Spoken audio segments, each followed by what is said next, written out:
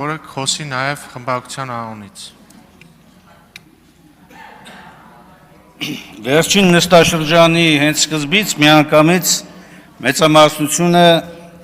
ցույց է տալիս, թե ինչպես է պատրաստում շարունակել իր ապօրինի գործողությունները, այդ թվում նաև սահմանադրությամբ եւ օրենքներով նախատեսված լիազորությունները չարաշահելով։ Ուզում եմ արձանագրել երկու կարևոր հանգաման։ Նախընթաց ամբողջ ժամանակահատվածում դուք վերից վար ոտնահարելով սահմանադրական կարգավորումները ոչ միայն առհամարել եք ժողովրդի վստահության այն քվեն, որ տրված են ընդդիմությանը, այլ նաև ամեն ինչ արել եք, որպեսզի երկրում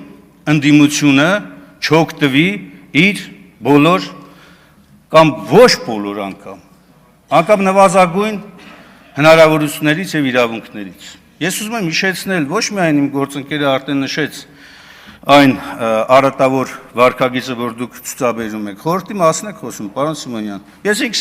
մի երկու անգամ ներկա եմ եղել։ Դուք անգամ ընդդիմությանը բարեկամական խմբերում, վերապահված տեղերում առաջարկը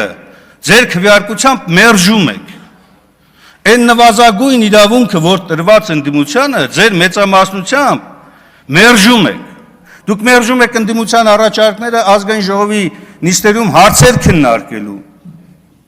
Դուք առհասարակ ամեն ինչ եք մերժում։ Դուք մերժել եք նաև Հայաստանի Հանրապետությունը, դուք մերժել եք Արցախի Հանրապետությունը,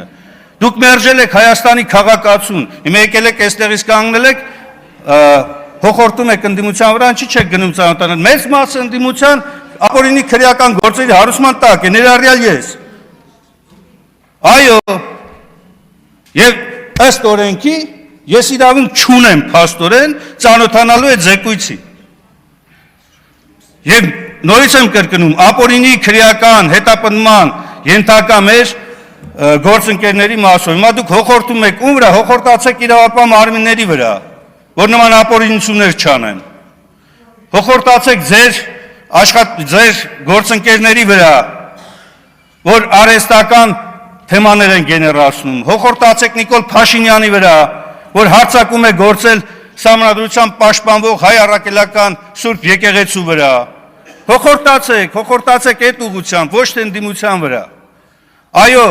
վերջին նստաշրջանն է եւ ես հույս ունեմ, որ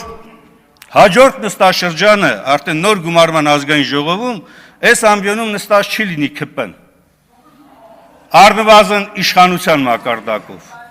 Նստած չի լինի, որպեսզի սահմանադրական կարգը վերականգնվես երկրում, մեր երկրում, դուք տապալել եք, իսկ ինչ վերաբերում է զեկույցը օրակարգում չընդգրկվելուն, շատ ճիշտ է, որ չի ընդգրկվել, և ես այստեղ հրապարակային ասում եմ, դուք շարժվել եք օրենքով, և ճիշտ է կարևոր չընդգրկել, որովհետև հանձնաժողով չկա, ինչպես որ տարի ու կես առաջ, 2 տարի առաջ ես պնդում էի, որ հանձնաժողովի ժամկետը ավարտվելու հիմքով հանձնաժողովը այլևս չի կարող որևէ ձևով հանձնաժողով որպես ներկայանա։ Տեսեք, զեկույցի մասով, զեկույցը հանձնաժողովը ստեղծում է հանրությանը հետաքրքրող հարցերին պարզաբանում տալու համար։ Հանրությանը պարզաբանում տալու համար։ Հանրության մոտ կասկածները, որոնք որ կան, շարունակում են մնալ։ Եվ բոլոր են հանձնաժողովները, ներառյալ բոլոր նրանք, որոնք որ զեկույց էլ չեն ներկայացրել, որպեսզի չասեք, այն մյուս հանձնաժողովներն ուր են։ Հանրության մոտ այս կասկածները չեն փարատվել։ Վերջ, սա է արձանագրումը։ Իսկ ինչ վերաբերում է բոլոր են հարցադրումներին, թե ով է պատասխան տալու վաղը մյուս օրը, ես համոզված եմ, որ իշխանության փոփոխությունից հետո այն իշխանության ժամանակ, երբ տեղ են ունեցել ենթադրյալ հանցանքները,